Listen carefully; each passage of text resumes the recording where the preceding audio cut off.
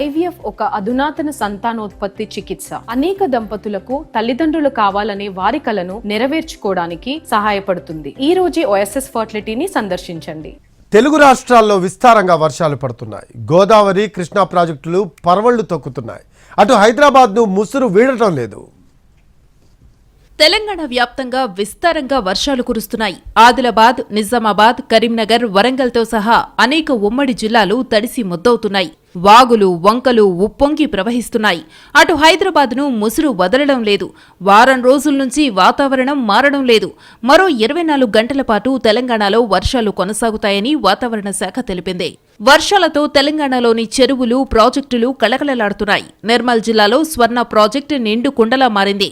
ఎగువన కురిసిన భారీ వర్షాలకు వరద ప్రవాహం పోటెత్తింది.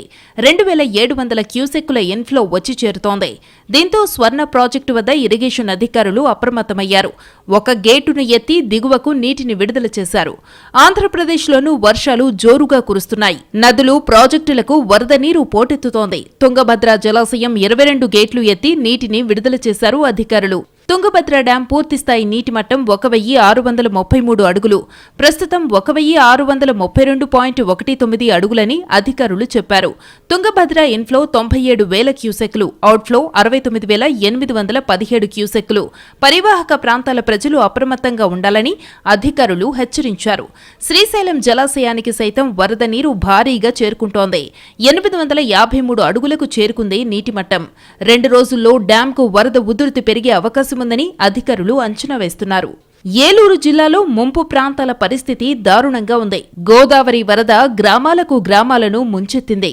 దాదాపు వారం నుంచి ఇళ్లు దాటి బయటకు రాలేని పరిస్థితి ముంపు ప్రాంత ప్రజలది. నిత్యావసరాలు దొరక్క అవస్థలు పడుతున్నారు. తిండి, నీరు కూడా అందక ఇబ్బందులు ఎదుర్కొంటున్నారు.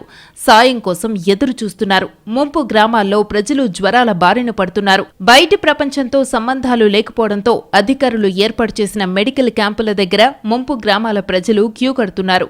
భద్రాద్రిలో గోదావరి శాంతించడంతో దిగువనున్న ధవళేశ్వరం బ్యారేజీ దగ్గర ప్రవాహం మరింతగా తగ్గింది. దీంతో 2వ ప్రమాద హెచ్చరికను ఉపసంహరించారు. కాటన్ బ్యారేజీ దగ్గర 13.7 అడుగులకు నీటి మట్టం తగ్గింది.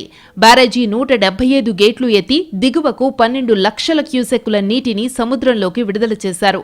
గోదావరి శాంతించడంతో ధవళేశ్వరం దిగువనున్న అంబేద్కర్, కోనసీమ జిల్లాలలోని లంక గ్రామాల ప్రజలు ఊపిరి పీల్చుకున్నారు.